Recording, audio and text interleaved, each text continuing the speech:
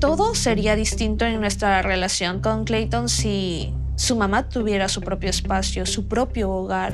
Anali has had enough. I mean, it's hardly a surprise that she wants to evict Clayton's mum from out of a closet. But it's not just the soon-to-be mother-in-law that's the problem. It's Clayton's entire way of life. Este primer mes en Estados Unidos me ha abierto los ojos y me da un poco de miedo. He venido a los Estados Unidos para vivir con un nerd.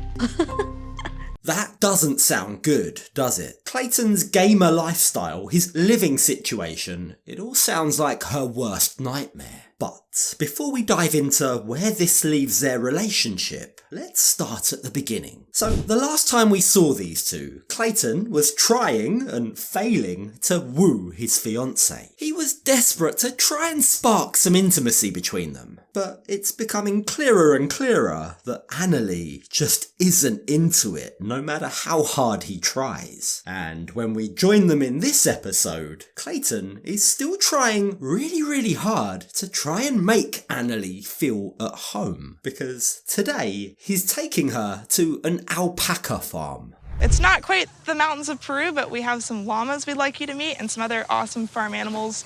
So we're excited to show you around. Now, while a farmyard might not be the kind of dirty date that Clayton was hoping for, it doesn't stop him from making yet more sex references. He just can't help himself. He can't stop mentioning the fact that he and Anali haven't had sex since she arrived in America nearly a month ago. And Anali's reaction, the look on her face, says it all. With that glance, she's begging him to shut up. Las cabras atacándome es la más acción que tenía desde que llegaste. Yes, Clayton, and if you keep talking about it, I'm pretty sure it's going to stay that way. But it's not just Clayton's backhanded begging that's making Anali feel uncomfortable. So why her unease? Why is she homesick? Well, having been in the States for quite some time now, she now has a much better idea of what day-to-day life might look like post-marriage. And it's safe to say she doesn't like it. Este primer mes en Estados Unidos me ha abierto los ojos y me da un poco de miedo. The more time passes, the clearer it's becoming why Anali doesn't want to be intimate with Clayton. Now, part of it might be that she doesn't want to be filmed on a TV show getting down and dirty with a fiancé her dad doesn't even know about. I'm sure that plays a role in her thinking. But also, something that we can't ignore is how she feels about Clayton himself, or more accurately, how he lives his life. This world, Clayton's world, is a turn-off for her. It's very different from how she's used to living. Take, for example, their food. La dieta de Clayton es muy distinta a la mía. Si Clayton tuviera la opción de comer hamburguesas todo el día, lo haría. But Clayton's diet is just the tip of the iceberg for Anali. She has a list of things that are potentially a turn-off for her. Things that seem to be very prevalent in Clayton's life. His gaming, for one. Now, we know that Clayton's an avid online gamer. He's very proud of the fact that he's one of the top-ranked players in the world at the game he plays. But the problem is, that's not attractive for Anali. She's not impressed by his virtual accolades. Bueno, cuando nos conocimos, nunca imaginé que él se la pase todo el día en videojuegos o haciendo cualquier cosa, pero en la computadora.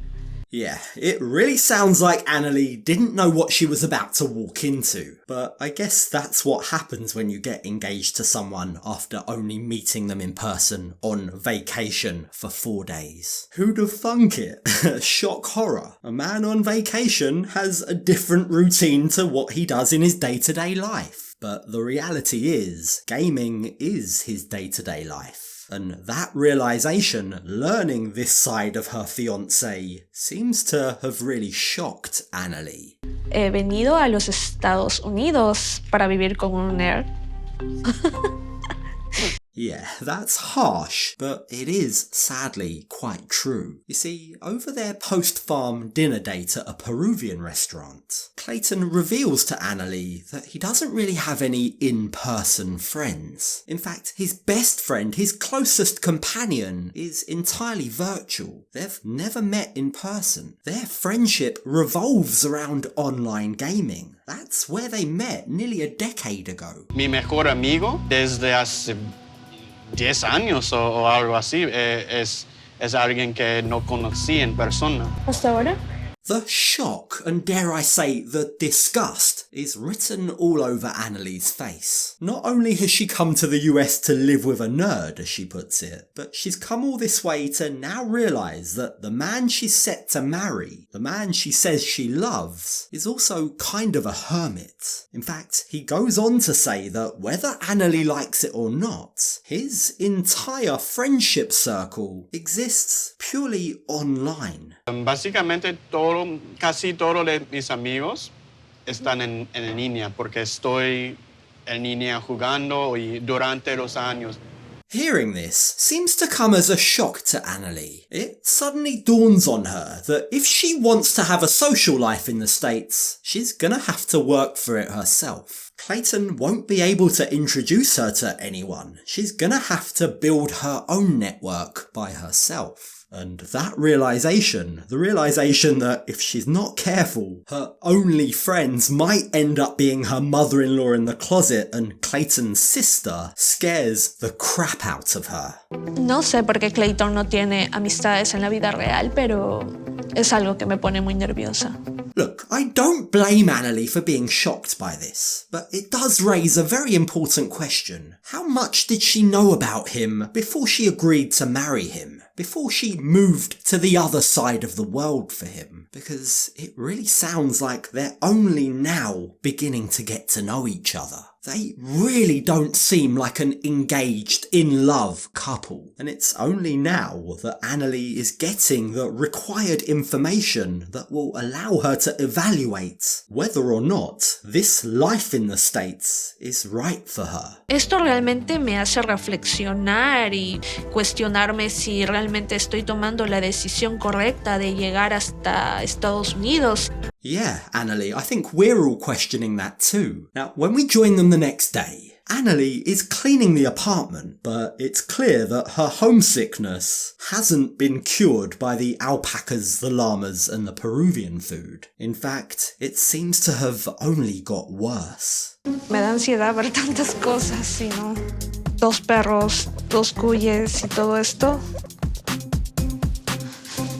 Now, the way she feels isn't just down to the pets, or the gaming or the friend situation for that matter. It's a combination of everything, and that's precisely why this is so difficult to fix. But out of everything, the one thing that might make the biggest difference, the one thing that might give their relationship the best possible chance of succeeding, is the thing he's been sweeping under the rug, or should I say, sweeping into the closet. Todo sería distinto en nuestra relación con Clayton si su mamá tuviera su propio espacio, su propio hogar. And there it is. I think more than anything, this might give us a clue as to why Anali hasn't really been able to settle in the States. She doesn't feel like she has her own space, and that might also explain the lack of intimacy, both emotional and physical. Now, as it stands, things between Anali and Clayton are so damn awkward. They can barely even make small talk with each other. Hi. Hey. Hi. ¿Qué haces? Muchas cosas. Just from this very brief interaction, the tone of voice and the way that they're talking to each other, it feels like there may be tension in the air. Perhaps Anali isn't all that happy with cleaning his apartment while he sits around playing video games, or doing the many things he says he is. But for now, Anali bites her tongue, because on her agenda today, she wants to raise this issue of virtual friendship with his best friend Cameron. Quiero, por fin, para que lo conozcas y le pidas a la vez. Quizás que sea tu best man. ¿No te parece una buena idea? Judging by the look on Clayton's face, you'd have thought that Anali just told him one of his guinea pigs died. You'd never think that this was the face of a man who'd just been asked to hang out with his best friend. And later on to the camera crew, Clayton reveals that he does feel a little weird about it, but nonetheless, he agrees to appease Anali. It's just going to be strange meeting someone that I've virtually met a decade and a half ago. Pienso que ya es momento de hacer este viaje. Clayton has this ability to normalise things, at least in his mind, that for most people aren't normal at all. Whether that's a mum in a closet, his weird relationship with his sister, getting engaged after 4 days. Like, he finds the whole idea of shaking hands with his best friend weird. So it's nice to see Anali challenge this, make him step out of his comfort zone. But you get the impression that this trip is going to be more of a test of Clayton and Anali's relationship than it is Clayton and Cameron's. Antes de que nos casemos, quiero ver que Clayton tenga un amigo real para ver que él tenga este tipo de relación. Now, the thing is, whilst she might have the best intentions in the world, what Anali's trying to do here is challenge and change her fiancé. She's hoping to change him into someone he's not comfortable being. Clayton's not going to become a social butterfly overnight. So if she's hoping for some great big change, well, she's in for a rude awakening. Tiene que conocer a más gente, porque si es así, no sé si nuestra relación va a perdurar. Well, Anali, if you're looking for your guinea pig loving gamer geek of a fiancé to suddenly change his personality, change his entire life as he knows it, I think you have the answer to your own question. Will this relationship last? I just can't see it.